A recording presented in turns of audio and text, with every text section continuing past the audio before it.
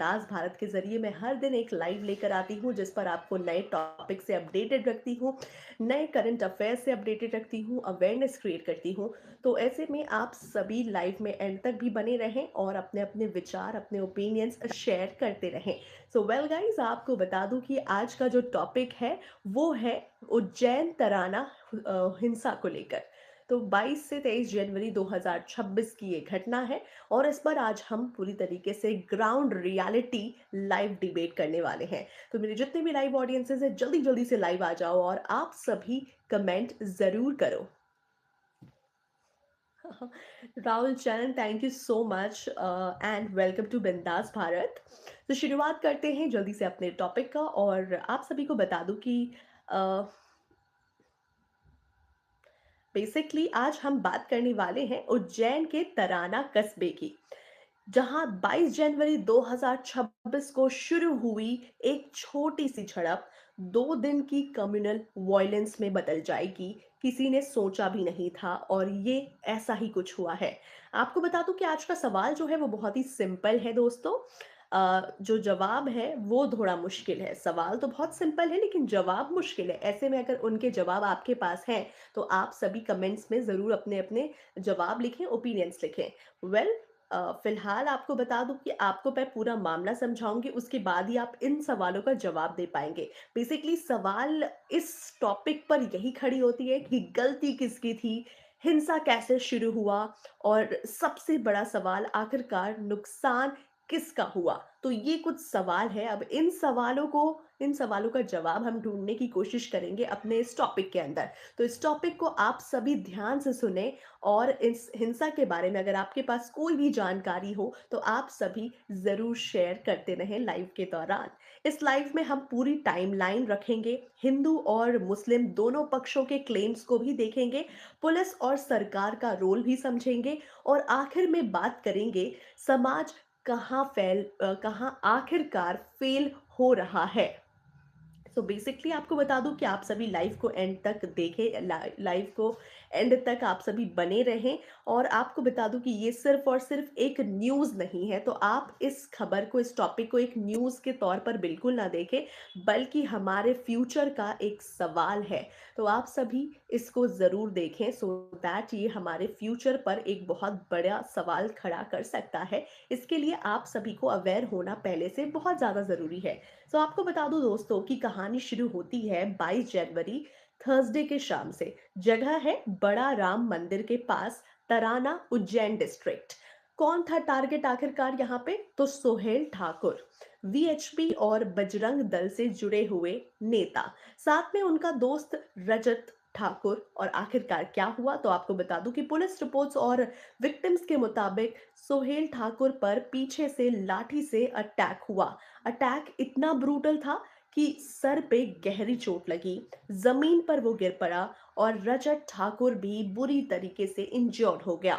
दोनों को उज्जैन के हॉस्पिटल में रेफर करना पड़ा आखिरकार। और अटैक का आरोप आखिरकार किस पर है? तो आपको बता दूं कि नाम फिलहाल सामने तो नहीं आ रहा है, लेकिन जो नाम फिलहाल सामने खुलकर जो ऑफिशियल तौर पर सामने हैं वो है ईशान मिर्जा और उसके बाद उनके कुछ साथी हैं, जो कि पूरी तरीके से क्लियर नहीं है कि कौन-कौन से साथी थी। यहाँ से पूरी तराना जल उठती है जब ये घटना होता है और इस घटना के बाद आपको बता दूँ कि ये खबर जो है हर तरफ आग की तरफ फैलती हुई नज़र आ रही है। बात ये है कि जैसे ही ये खबर फैली कि हिंदू लीडर पर हमला हुआ है, बस स्टैंड एरिया में भीड़ जबरदस्त तरीके से इकट्ठा हो गई।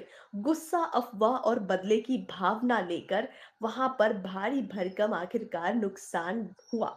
ऐसे में 11 से 15 बसेस, कार्स, बाइक, कुछ प्राइवेट व्हीकल को आग लगा दी गई। खुलेआम सड़कों पर 11 से 15 बसेस और गाड़ी और बाइक्स को आग लगा दी गई है, तोड़-फोड़ शुरू कर दी गई है। और यहाँ एक बहुत इम्पोर्टेंट बात सामने आ रही है, वो ये है कि जिन बसों को जलाया गया, उनमें ज़्यादातर ड्राइवर्स जो हैं वो मुस्लिम थे, लेकिन व्हीकल्स जो है वो प्राइवेट प्रॉपर्टी थी।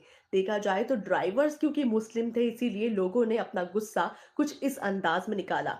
यहाँ आपको बता दूं कि यानी जो लोग हमले में शामिल थे, उनका भी नुकसान पूरी तरीके से हुआ है। बात की जाए अगर अगले दिन फ्राइडे 23 जनवरी की, तो सुबह तक पुलिस डिप्लॉयमेंट बढ़ चुकी थी। वहीं लेकिन टेंशन जो है वो कम नहीं हुआ। ऐसे में जुम्मे की नमाज के बाद आखिरकार क्या हुआ, तो आपको बता दूं कि दो ग्रुप्स में आमने सामने आ गए। पहले नारेबाजी और फिर पत्थरबाजी, लाठी डंडे, तलवार जैसे हथियार और नकाबपोश लोग वहां पर आ पहुंचे। साथ ही साथ जो नुकसान उन्होंने किया, तो आपको बता दूं कि घरों पर पत्थर चलाए गए, दुकानों के शीशे तोड़ दिए गए और डर का माहौल पूरी तरीके से उस एरिया में देखने को मिला। इस पॉइंट पर तराना राइट जो है वो जोन बन चुका था। तराना राइट जोन बन चुका था। वहां के लोग काफी ज्यादा वेल आतंक में थे, डरे हुए थे, सहमे हुए थे इस घटना के बाद। अब बात करते हैं कि हिंदू संगठनों के क्लेम की कि आखिरकार सोहेल ठाकुर का ये बयान है कि उन्हें कहना है, उनका कहना है खास तौर पर कि अटैक जो है वो पूरी तरीके से प्लान्ड था जो हुआ। अटैकर्स जो है वो मुस्लिम यूथ थे। ये लोग cow smuggling, drugs, MDMA, marijuana और लव जिहाद जैसे एक्टिविटीज में शामिल हैं। Well, VHP leader Vishnu Patidar की बात करूं तो मेन एक्यूज अभी तक पकड़ा नहीं गया है। वहीं पुलिस जो है वो थोड़ी धीमी है और बुलडोजर एक्शन होना चाहिए, ऐसी बातें सामने आ रही है। घर गिराओ, एग्जाम्पल सेट करो, ऐसी बातें लगातार देखा जाए तो विष्णु पाटीदार वीएचपी लीडर ये कहते हुए नजर आ रहे हैं।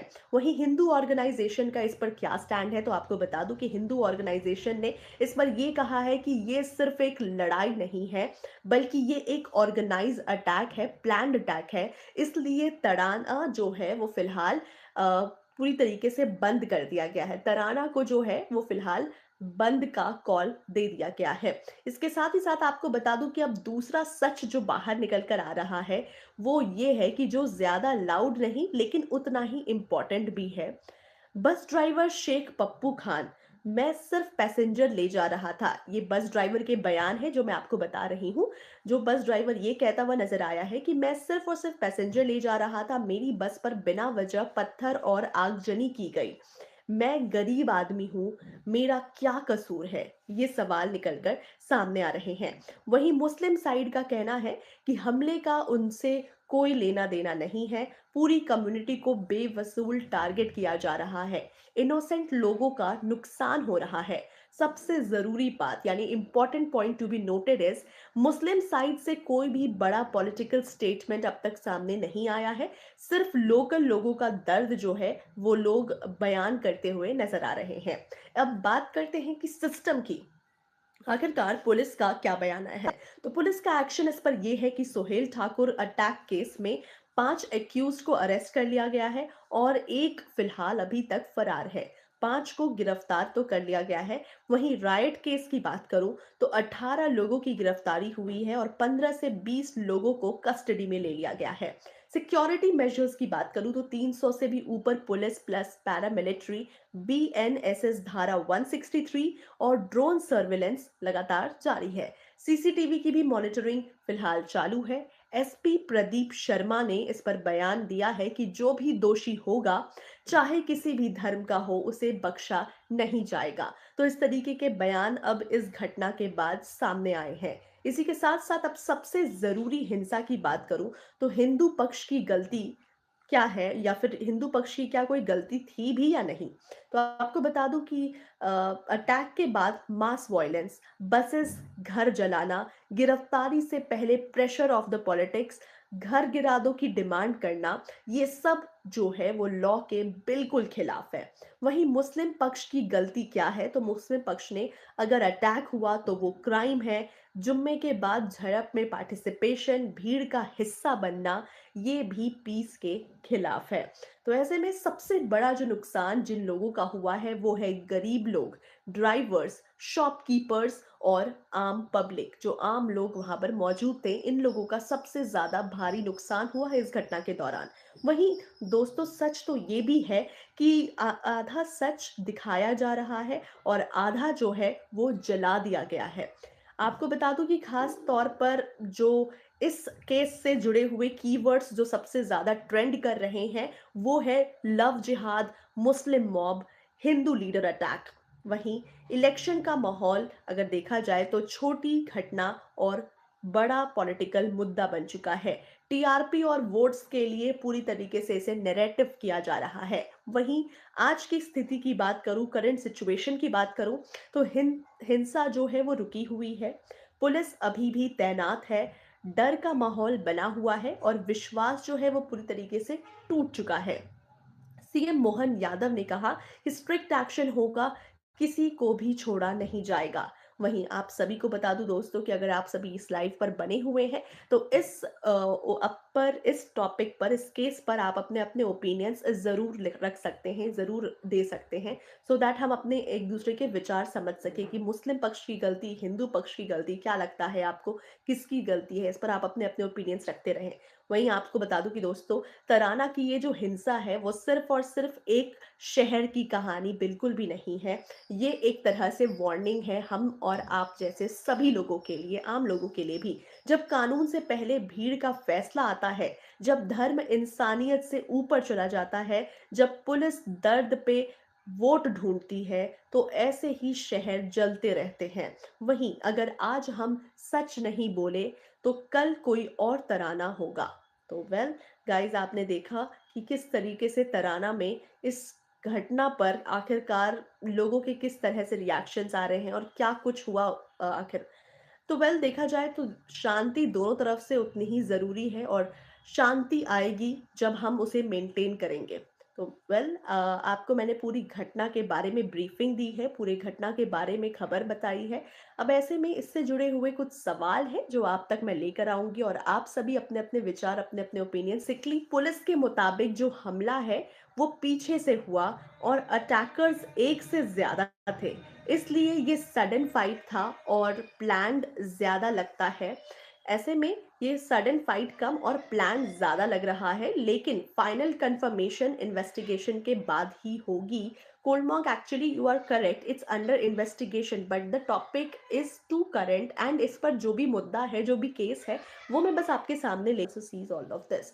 सो गाइज, आपको मैंने बताया कि ये किसी तरीके से देखा जाए तो सोहेल ठाकुर पर जो अटैक हुआ था वो पीछे से वार किया गया था एंड इसमें फाइट्स के कम चांसेस बट की प्लानिंग ज़्यादा लग रही थी। लेकिन फिलहाल अभी तक ये केस अंडर इन्वेस्टिगेशन है, लेकिन देखा जाए तो ये पूरी तरीके से प्लान्ड मामला ही लग रहा था। तो दिस कि जो केस हुआ है, जो घटना घटित हुई है, मैं बस उसका अपडेट आपके सामने लेकर आई हूँ और उसी से जुड़ा हुआ सवाल है। इसमें कोई प्रेडिक्शंस, कोई असम्पशन्स कुछ भी नहीं है। तो ही इसी तरीके के टॉपिक्स मैं आपके लिए हर बार लाइव में लेकर आऊँगी बिंदास भारत के ज़रिए, जिसके लिए आप चैनल को भी सब्सक्राइब करें, साथ ही साथ मेरे नेक्स्ट लाइव में ज़रूर कनेक्ट हो अपनी होस्ट और दोस्त के साथ, स्निग्धा के साथ। टिल देन चलिए आप सभी टेक केयर एंड मिलते हैं नेक्स्ट लाइव में। Bye bye. See you soon.